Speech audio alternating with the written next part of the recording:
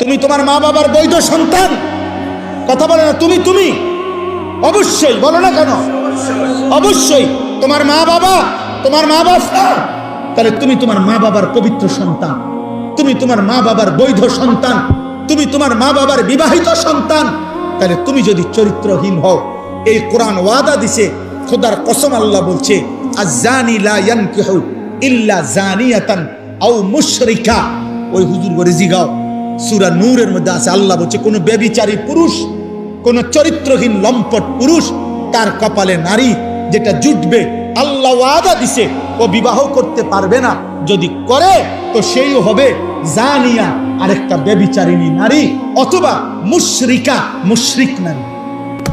তোর কপালে জুটবে আরেকটা 6 নম্বর মহিলা অথবা বেঈমান মহিলা। তখন বুঝবা, তখন আল্লাহর ওয়াদা। এটা কোরআন শরীফের আয়াত কিনা এটা বলেন? তাহলে তুমি কি করছো আব্বা?